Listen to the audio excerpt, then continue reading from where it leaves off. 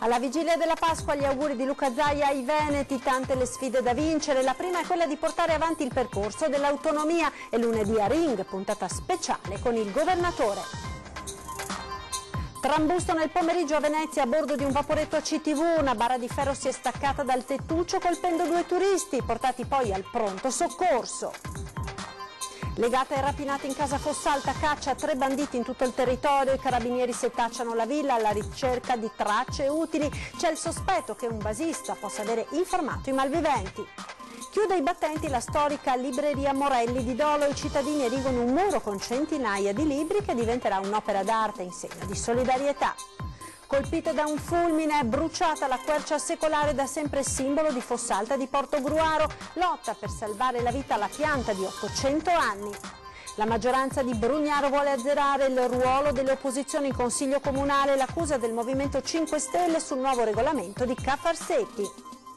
Sport, basket, la vittoria in Russia, gli Oro Granata dovranno ora affrontare un'altra importante sfida, quella contro Avellino, domani sera alle 20:45 al Taliercio. Buonasera, ben ritrovati con l'edizione veneziana dei nostri telegiornali. Alla vigilia di Pasqua il governatore del Veneto ha scelto le nostre telecamere per un augurio speciale, ricordando alcune sfide particolari per i prossimi mesi. Sentiamo. Un saluto a tutti, anche quest'anno la primavera che ci porta ovviamente il sole, il bel tempo, ma anche ovviamente gli auguri di Pasqua e di Pasquetta. Abbiamo chiuso l'anno con molti auspici, con gli auguri di Natale e di Capodanno. È stato un bell'anno il 2017, come ricordiamo sempre, no? L'autonomia, quel famoso 22 ottobre 2017, il nostro referendum che ha scritto una pagina di storia.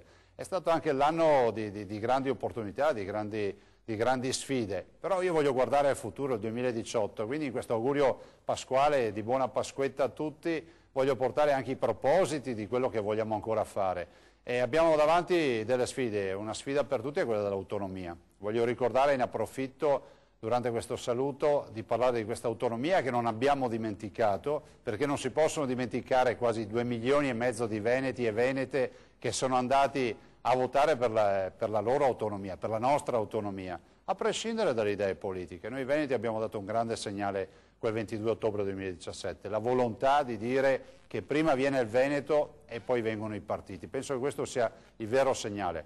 Veneti, fra l'altro, sempre trattati come i mezzadri, la periferia dell'impero, che però, guarda caso, poi quando si tratta di dare un grande segnale, votano per un'autonomia che non è solo l'autonomia del Veneto, è anche una pagina di storia e il cambiamento di passo per un paese che ha bisogno di riformarsi. Desidero chiudere con veramente un augurio di cuore. Permettetemi di fare questo augurio in maniera prioritaria alle persone che non godono di buona salute in questo momento e a coloro che sono preoccupati per la propria salute. Quindi un augurio di cuore a tutti coloro che oggi non sono proprio alla perfezione al 100% con la salute. E poi a tutti i veneti, a tutte le venete, che sia una Pasqua veramente di salute, di serenità, di pace e che ci faccia guardare al futuro con il sorriso, quel sorriso che i veneti hanno sempre. Quindi auguri veramente di cuore da parte mia, di buona Pasqua e buona Pasquetta. E lunedì prossimo, 2 aprile, il governatore sarà protagonista di una puntata speciale di Ring a partire dalle 21:15, una puntata tu per tu con Zaia per parlare delle sfide che attendono il Veneto nei prossimi mesi, dai nuovi passi cruciali sull'autonomia al dossier per la candidatura delle Dolomiti alle Olimpiadi del 2006, passando per la politica e gli altri temi caldi del territorio. Appuntamento quindi lunedì di Pasquetta alle 21:15 con Ring. Ed ora la cronaca, andiamo subito in centro storico a Venezia perché una barra di ferro è caduta addosso ad alcuni turisti che oggi si trovavano su un vaporetto della linea 1 a Rialto. Sentiamo. Trambusto e attimi di paura verso le 14:30 a Venezia a bordo di un vaporetto ACTV all'approdo di Rialto Pontile linea 1. 2 turisti sono rimasti feriti in seguito alla caduta dall'alto di una barra di ferro il cui supporto sul tetto ha ceduto. Secondo i primi rilievi, sembra che a causare il problema siano state le sollecitazioni a cui la struttura è continuamente e quotidianamente sottoposta a causa degli urti dei vaporetti che si accostano ai pontili. A staccarsi infatti è stato uno dei profili che sostengono i pannelli del controsoffitto, un elemento sottile pochi millimetri e lungo più di 1 metro. I 2 turisti sono stati prontamente assistiti e portati al pronto soccorso. Le conseguenze per loro non sarebbero troppo gravi perché le ferite riportate sarebbero superficiali. Sul posto sono intervenuti i vigili del fuoco e gli addetti dell'azienda di trasporto pubblico per ripristinare la struttura, ma anche gli agenti della polizia municipale. I pompieri hanno eseguito le verifiche del caso per scongiurare l'eventualità che altri pezzi potessero staccarsi, mentre il pontile è stato chiuso provvisoriamente per ulteriori accertamenti da parte di ACTV. Caccia ai banditi che l'altra sera hanno assaltato la villa di un imprenditore a Fossalta di Portogruaro, legando e picchiando la moglie. La villa, il giardino, le telecamere della zona, i carabinieri stanno passando al setaccio tutti gli elementi che potrebbero aiutare ad individuare i 3 banditi che mercoledì sera hanno assaltato a Fossalta di Piave la villa dell'imprenditore Giuseppe Mestre, titolare della Sidermac di Rustignè di Oderzo. Erano circa le 20, in casa c'era solo la moglie, Rosanna Benedette, stava preparando la cena in attesa che arrivassero marito e figlio. All'improvviso un rumore. Poi un quarto d'ora di terrore. Ho sentito un rumore strano, ho detto Madonna cosa è successo e me li sono visti davanti. Mi hanno legata con delle fassette, sì, ma molto forte e dopo mi hanno buttata per terra, dopo col coltello mi minacciavano, come no? Cosa le dicevano? Ma stai zitta, non parlare, e stai ferma perché sennò ti picchiamo. Mentre uno dei rapinatori la teneva sotto controllo minacciandola con un coltello ed intimandole di stare zitta, gli altri hanno rovistato dappertutto. Alla fine hanno rubato un orologio di valore, dei gioielli, poi dopo aver imbavagliato la donna con dello scotch da pacchi sulla bocca sono scappati. Rosanna Benedette è stata liberata quasi mezz'ora dopo, quando è rientrato a casa il figlio. I 3 rapinatori, che ha raccontato la signora, parlavano con accento dell'est, forse albanesi o rumeni, avevano il volto coperto con una calza ed indossavano guanti per non lasciare impronte. Ora è caccia la banda, nel veneziano come nel trevigiano, dove ha sede l'azienda della famiglia e dove potrebbe esserci qualche basista.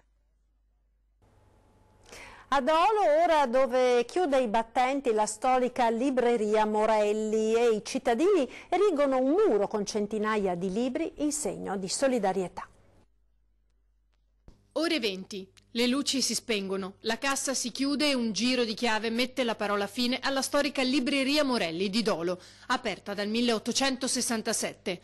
Una chiusura che fa male non solo a Nadia, che negli ultimi 3 anni ha provato in tutti i modi a tenerla in vita con iniziative culturali di ogni genere, ma anche ai tanti cittadini che negli ultimi giorni hanno simbolicamente portato un libro ciascuno per innalzare un muro. È la chiusura di un luogo che per Dolo ha avuto una storia molto importante. Morelli 1867 perché è l'anno della fondazione.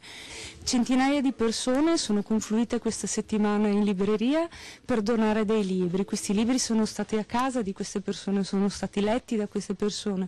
Ognuno di questi libri ha una sua storia che va a comporre la storia di questo muro e va ad affiancare la storia di questa libreria. Ci sarà questo vuoto nel paese. Un vuoto che in parte sarà colmato dal muro trasformato in opera d'arte. All'esterno, attraverso 2 reti, creerà un'installazione. Questa installazione durerà e sarà visibile per circa 1 anno. La mia intuizione è stata quella di lasciarla deperire alle intemperie. Quindi il muro che qui è stato eretto dall'uomo, posizionato all'esterno, sarà deteriorato e distrutto dalla natura.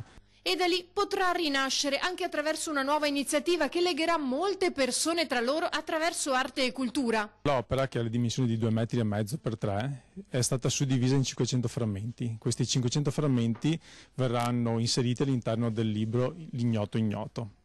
Quindi ognuno, nell'acquistare questo libricino, avrà anche un frammento di un'opera d'arte. E Nadia, che ama tanto i libri e la loro diffusione, che cosa farà? Vorrei saperlo anch'io, al momento ci tengo molto a chiudere questa parentesi, chiudere questo portone, come mi hanno detto in molti, e aprirne di nuovi. Io continuerò ad essere un operatore culturale. Pensando a nuovi progetti. Dove puoi trovare ciò che neppure sapevi di volere e dove i desideri possono espandersi all'infinito. Un desiderio soddisfatto è una cosa misera e meschina, un desiderio nuovo invece Colpita in mattinata da un fulmine, è bruciata la quercia secolare, da sempre simbolo di Fossalta di Portogruaro. C'è chi dice abbia più di 800 anni. I vigili del fuoco e l'agronomo Andrea Maroè, responsabile per il Friuli Venezia Giulia delle piante monumentali, stanno lottando per salvare la vita alla quercia secolare di Villanova Sant'Antonio a Fossalta di Portogruaro, colpita da un fulmine alle 8:30 del mattino. La potente scarica elettrica ha investito la gigantesca farnia, provocando un incendio nella parte cava del tronco. Per arrivare al focolaio principale, non raggiungibile con le attrezzature ordinarie, i pompieri hanno dovuto utilizzare la sonda ad alta pressione di un camion messa a disposizione da una ditta privata di espurghi. Le operazioni di completo spegnimento e messa in sicurezza della pianta sono terminate dopo circa 3 ore. Con i suoi 15 metri di altezza e 7,5 di diametro, la quercia è tra le 5 più grandi d'Italia ed è stata dichiarata monumento nazionale dal Ministero delle Politiche Agricole, Alimentari e Forestali. Da sempre considerata simbolo di Fossalta, il primo documento che ne attesta la presenza risale al 1586, ma gli esperti sono concordi nel ritenerla ancora più antica. È sopravvissuta a secoli di guerre e saccheggi, ma stavolta potrebbe non farcela. L'intervento per consentirle di continuare a germogliare è ancora in corso e il risultato è tutt'altro che certo. Nelle scorse settimane l'amministrazione comunale aveva attivato un intervento per salvarla da un parassita che la stava lentamente consumando. Andiamo ora a Santa Maria di Sala, dove è rinato il complesso commerciale Prisma, distrutto lo scorso luglio da un incendio, ma la strada per una completa ripresa dei posti di lavoro è ancora lunga. Ha riaperto i battenti pochi giorni fa il centro commerciale Prisma di Santa Maria di Sala, devastato dal violento incendio del 15 luglio 2017. La fine di un incubo per 60 lavoratori da mesi in cassa integrazione che temevano di non poter più rientrare in servizio. Siamo riusciti a riportare i lavoratori con indotto di circa 60 famiglie a lavorare, quindi dopo questo incidente di percorso di luglio ci ha portato a delle grandi soddisfazioni. Abbiamo visto le persone che sono andate a lavorare che erano enormemente felici, quindi anche noi siamo felici di questa ripresa al lavoro, anche per il tessuto del veneziano, insomma del basso veneziano. A restare senza lavoro nel luglio scorso erano stati però in molti di più, quasi 300 persone, alcune delle quali ora ricominciano a sperare, mano a mano, che gli spazi svuotati dal disastro della scorsa estate tornano a riempirsi uno dopo l'altro. So che stanno trattando qualche gruppo, qualche supermercato per rientrare, so che qualche negozietto che c'era prima riaprirà magari sotto qualche altra insegna, e ha già riaperto, da quello che so, anche Meggetto che vendono le calzature, quindi un po' alla volta questo centro commerciale lo stanno riavvivando, come si dice. Una rinascita ancora lontana dall'essere completa, ma i primi dati sulle presenze di clienti autorizzano a sperare che la via giusta sia stata imboccata. Ci sarà una riorganizzazione con gli orari di lavoro, e c'è stata anche qualche riassunzione di qualche tempo determinato, quindi adesso vediamo il proseguo e vediamo magari dopo o prima o successivamente dopo l'estate faremo un esame congiunto con l'azienda. Quanto costerà ai cittadini la superstrada pedemontana veneta? Impossibile saperlo con certezza finché la Regione non incasserà i pedaggi. Sentiamo. A fronte di un costo dell'opera che attualmente è previsto inferiore a 3 miliardi, l'esborso della Regione nei confronti del privato sarà pari a oltre 12 miliardi.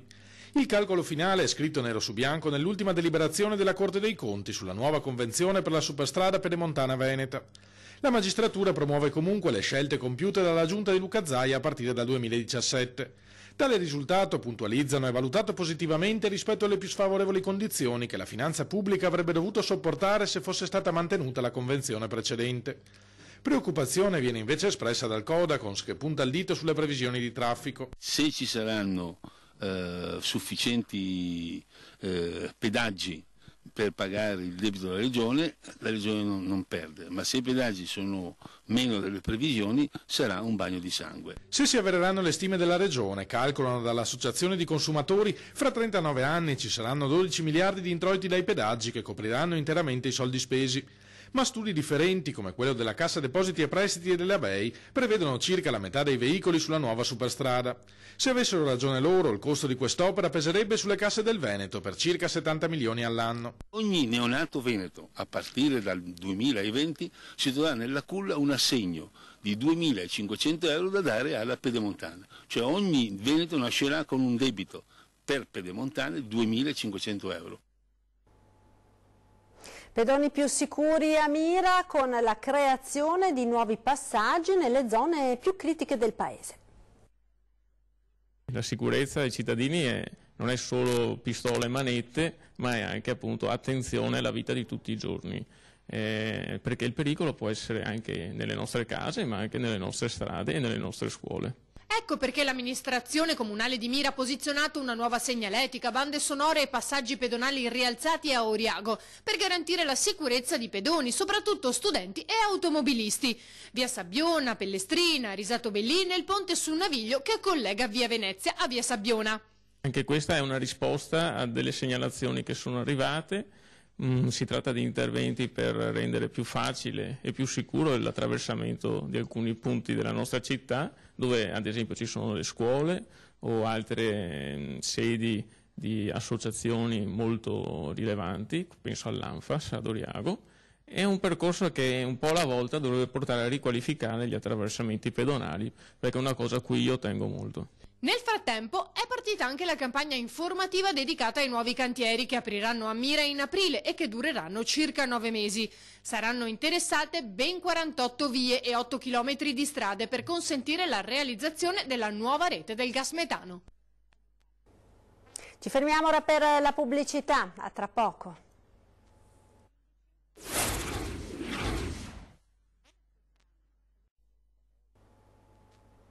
E rieccoci in diretta con l'edizione veneziana dei nostri telegiornali. Torniamo in centro storico a Venezia perché è scontro tra maggioranza e opposizione a Cafarsetti sul nuovo regolamento del Consiglio Comunale veneziano. Sentiamo.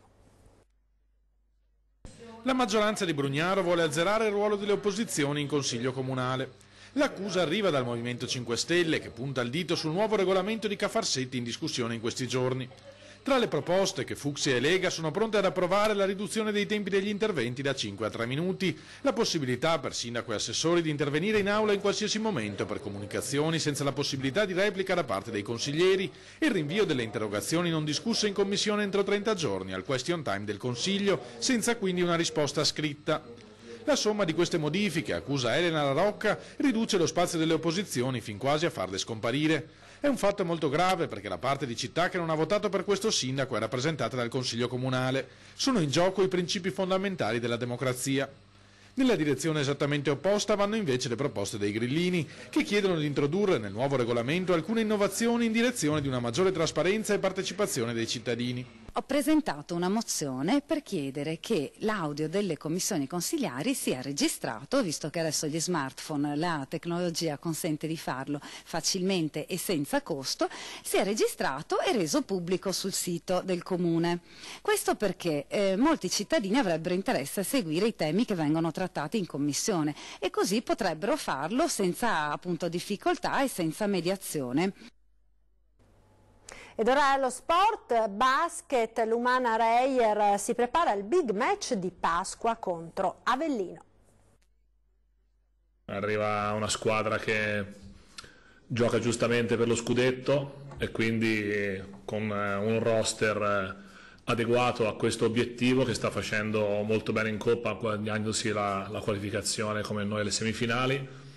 Una squadra lunga, completa, con tanto talento. Dopo la grande prova contro la Russia in Coppa Europa, i ragazzi di coach De Raffaele dovranno affrontare un'altra importante sfida di campionato, quella contro Avellino domani alle 20:45 al Palasport a Liercio. Noi abbiamo la necessità naturalmente di ritrovare i nostri equilibri, soprattutto fisici, perché la trasferta in Russia è stata una trasferta molto pesante.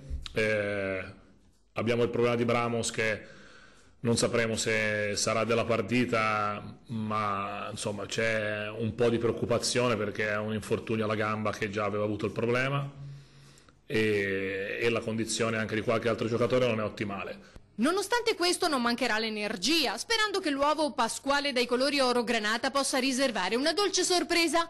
Siamo pronti a giocare una partita molto fisica, molto dura.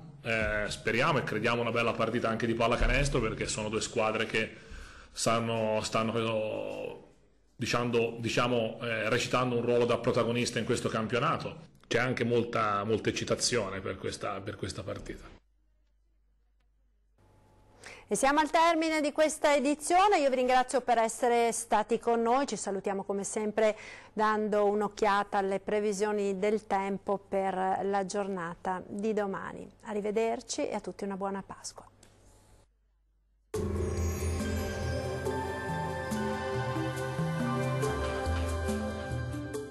Tonus è il miglior negozio di calzature moda comoda. Qui troverete il più vasto assortimento di calzature Fratelli Tomasi. Eleganza e comodità, perché camminare è vivere.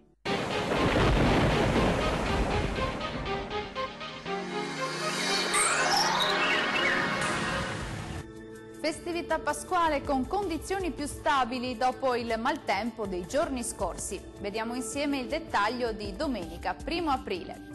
Sul Veneto torna il bel tempo, non sono infatti previsti fenomeni degni di nota.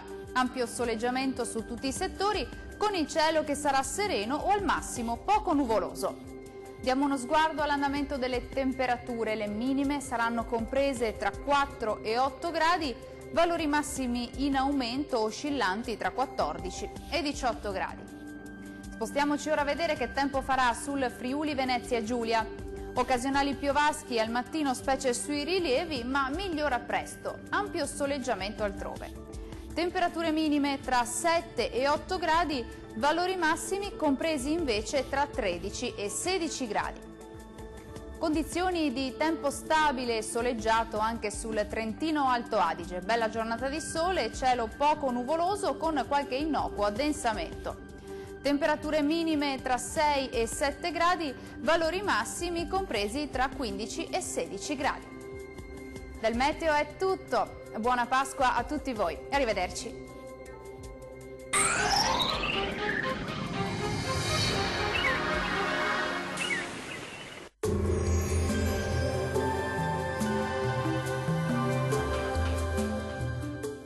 Tonus è il miglior negozio di calzature moda comoda. Qui troverete il più vasto assortimento di calzature Fratelli Tomasi. Eleganza e comodità, perché camminare è vivere.